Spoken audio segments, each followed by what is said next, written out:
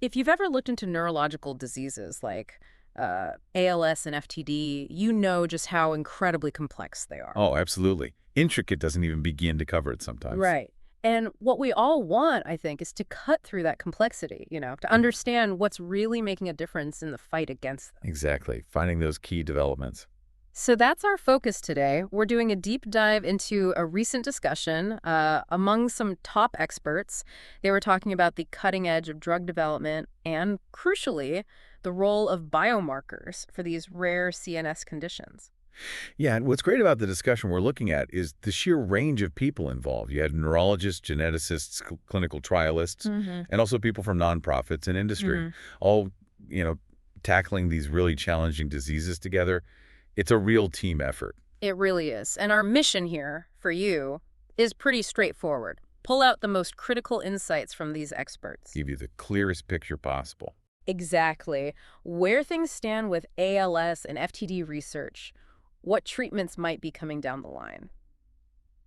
Okay, let's dive in, starting with something that's brought a lot of hope recently, tofersen. Right to first. So this is what's called an antisense oligonucleotide, or ASO.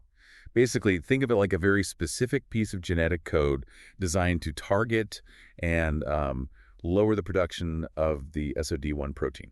And how's it given? It's administered directly into the spinal fluid, usually about once a month. And the data, well, it's been pretty remarkable, both from the main Valor study and now from real-world use. Remarkable how? Well, first, it does what it's supposed to do. It effectively knocks down the SOD1 protein levels, and that leads to this really significant drop in neurofilament levels. Okay, and neurofilaments. Remind us again. Yeah, so you can think of neurofilaments, or NFL, as markers of nerve damage. They're like the internal scaffolding of nerve cells. When cells get damaged, this stuff breaks down and spills out. Got it. So lower NFL means less damage? Precisely. Measuring NFL levels gives us a good indication of how much damage is happening. Okay, so lowering SOD1, lowering NFL.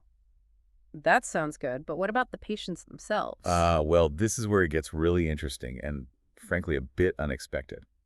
The initial hope was maybe, slowing the disease down. Which would already be huge for ALS. Absolutely huge. Yeah. But what we've actually seen, especially when people start treatment earlier, is, well, clinical improvement in maybe 30, even up to 50% of patients. Improvement. You mean like getting better in ALS? Exactly. We're talking improved strength, better breathing function, better muscle control, things actually getting better, not just declining slower. It's quite something in a disease known for relentless decline. Wow. That really goes against what we typically think of with neurodegenerative diseases. It does. As one of the experts put it, ALS is this devastating disease where motor neurons die off. The original idea for tofersen didn't necessarily bake in the possibility of gains like this. Hmm. So the fact that a significant number are actually getting stronger, redining function, it's just a powerful demonstration of what might be possible. So what does this specific success, with tofersen, tell us about the bigger picture for treating ALS? I think it tells us something really fundamental. It suggests the human nervous system, the brain and spinal cord, might actually have a pretty significant capacity for recovery in ALS if we can hit the underlying cause effectively. That's a huge shift in thinking, a real proof of concept. Exactly. It opens up possibilities. Which naturally leads to the next question. How do we approach treating the broader ALS population? Is it about finding that one magic bullet for everyone? Or is the future more about these targeted gene-specific therapies like tofersen? Yeah, that's a central debate right now. There's a lot of interest in common features like the TDP-43 protein, which is involved in most ALS cases. Right, the unifying pathology idea. But there's also a real concern, will drugs targeting these broad mechanisms have a strong enough effect? Will the effect size be big enough to really make a difference for patients? Compared to the precision of something like tofersen. Precisely. The success of tofersen, which is laser-focused on that SOD1 gene mutation, really does highlight the potential power of that targeted approach. So it sounds like the field is shifting more towards a personalized strategy. I think so. Increasingly, the focus is on matching the therapy to the specific biology of patient subgroups. How do you do that? Well, using biomarkers. For example, in studies looking at TDP-43, researchers are exploring things called cryptic splice products in the spinal fluid. Cryptic splice products? Yeah, basically unusual versions of proteins that pop up when TDP-43 isn't doing its job properly. Yeah. Finding those could help identify patients most likely to respond to a TDP-43 targeted therapy. Ah, okay. So using biomarkers to select the right patients for the right drug, precision medicine. Exactly that, bringing precision medicine right into the heart of ALS research. This also seems to open up some really fascinating possibilities even before symptoms start. You mentioned identifying people with known genetic mutations. Yes, the pre-symptomatic landscape. This is a really exciting, though challenging area. So the idea is if you know someone has, say, the SOD1 mutation, could you treat them before they get sick? That's the goal. Identify individuals at high genetic risk and use targeted therapies like an ASO to try and either prevent the disease entirely or maybe push back the onset significantly. Imagine delaying ALS by, say, 30 years. The impact would be life-changing. Yep. Immense. We're seeing this explored mainly in SOD1 ALS right now, but also in other conditions like OPMD and Huntington's disease. But I imagine treating someone who isn't sick yet has its own set of hurdles. Oh, absolutely. Yeah. Presymptomatic trials are complex. It's really hard to predict when someone might actually convert, when symptoms might start. Right. So these trials often need to be very long, involve a lot of people, and they can be incredibly expensive. And you absolutely need reliable biomarkers. As surrogate markers. Exactly. You need something you can measure to see if the drug is actually working biologically, long before you'd expect to see any clinical symptoms change, Oh. or hopefully prevent them altogether. You mentioned Huntington's disease. Now, we've seen some quite sobering results from trials trying to lower the Huntington protein there, haven't we? We have. And there are definitely lessons there for ALS, even though the diseases are different. Huntington's is genetically defined, but has a really broad clinical spectrum. ALS is more clinically defined, though genetics play a big role too. So what happened in those Huntington's trials? Well, the main takeaway was that simply lowering the target protein, Huntington's in this case, might not be enough. It didn't translate into clinical benefit as hoped. Mm. And in one trial, actually, a higher dose, a more aggressive lowering, seemed to lead to worse outcomes. And worryingly, this was potentially foreshadowed by changes in neurofilament levels. Ah, neurofilament again, popping up as an early warning signal. Potentially, yes. It Mm. really underscores the importance of monitoring NFL, not just for efficacy, but maybe for safety too. So it's not just about hitting the target protein, but understanding all the downstream effects. Precisely. The Huntington's experience suggests these diseases are probably more complex than just, one bad protein building up the simple proteinopathy idea. Right. There could be other things going on, maybe issues with DNA repair, inflammation, other pathways we need to consider. It even makes you wonder about the SOD1 success. Is it just lowering SOD1, or are other beneficial things happening too? It definitely complicates the picture. And all of this just hammers home the need for better biomarkers, doesn't it? Where do things stand with finding those in ALS and related diseases? It's a massive focus right now, a huge push to find biomarkers that are more accurate, can detect things earlier, track progression better.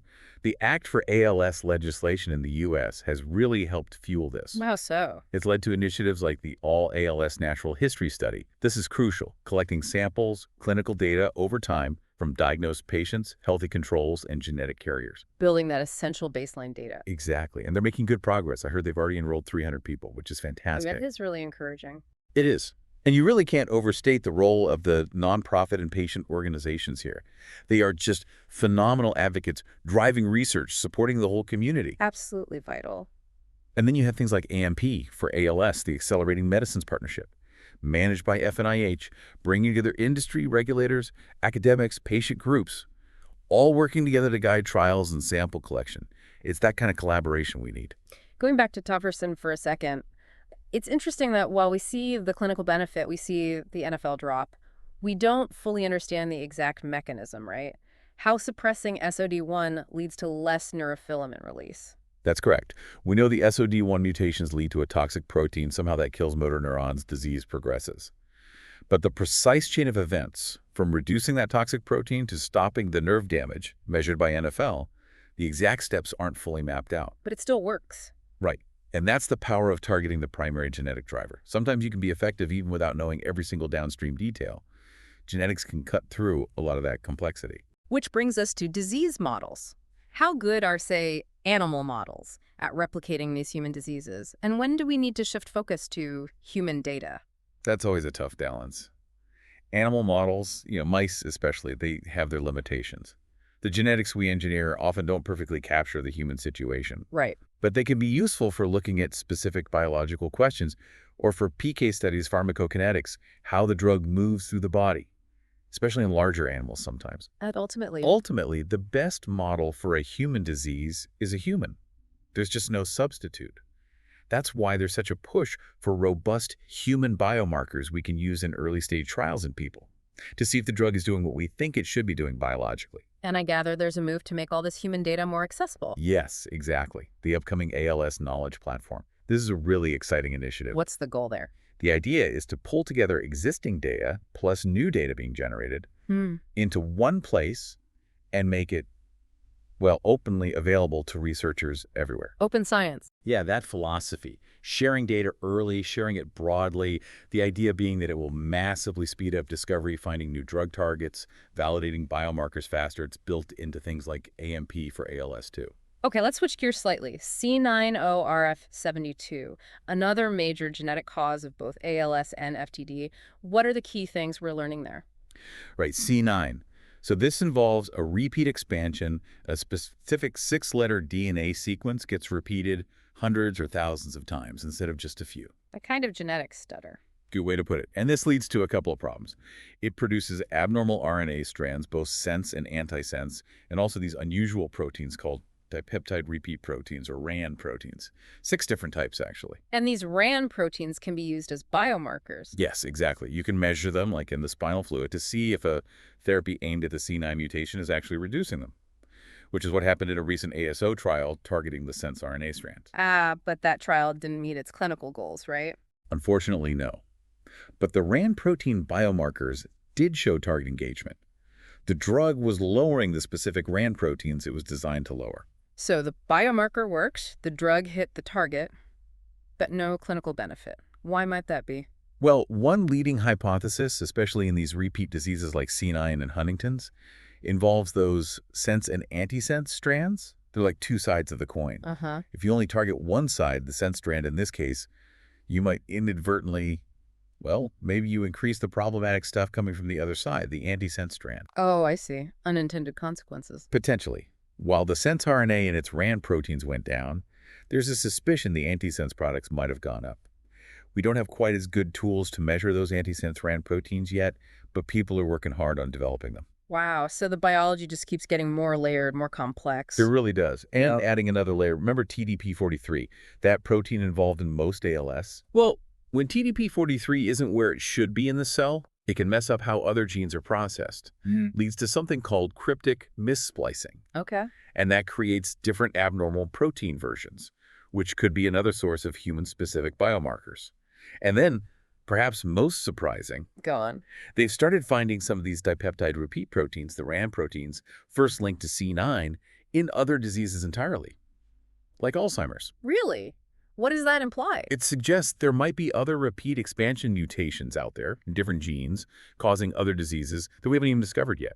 And maybe, just maybe, some of these RAN proteins could become common biomarkers across several neurodegenerative conditions. That's fascinating. A potential convergence. It is. Lots still to figure out there. Okay, so we've talked a lot about the genetic forms, SOD1, C9, but most ALS and FTD cases are sporadic, right? Non-genetic. Is there hope that therapies developed for the genetic forms might help them too? That's the million-dollar question, isn't it? Yeah. It's a really critical area of investigation. Let's take SOD1 again. Oh. There's some intriguing evidence. Some studies suggest that even in people with sporadic ALS, no SOD1 gene mutation, you might still find misfolded SOD1 protein accumulating in their spinal cord tissue. So even without the mutation, the protein itself could still be part of the problem. Possibly, yes.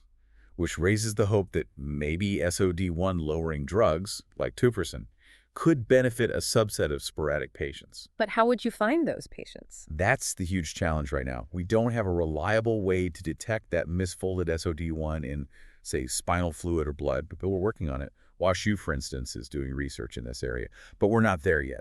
And what about lessons from other genes linked to familial ALS? Can they inform sporadic disease? Absolutely. Studying the genetics, even if it's rare familial cases, teaches us so much about the fundamental biology that goes wrong. Think about the GBA gene in Parkinson's. Mutations cause familial Parkinson's, But even in sporadic Parkinson's, the levels of the normal GBA protein are often lower. It points to the same pathway being disrupted, whether the cause is genetic or not. The genetics illuminate the sporadic biology. And we know TDP-43 pathology is super common across the board, genetic and sporadic. So therapies targeting that pathway. That's definitely a major hope for broader applicability. Given how widespread TDP-43 problems are, if we could develop effective TDP-43 targeted therapies and have the right biomarkers to pick out responders. That could potentially help a large number of patients. Exactly. People are looking at those splice variants we mentioned from genes like STMN2 and UNC13A as potential biomarkers linked to TDP-43 dysfunction.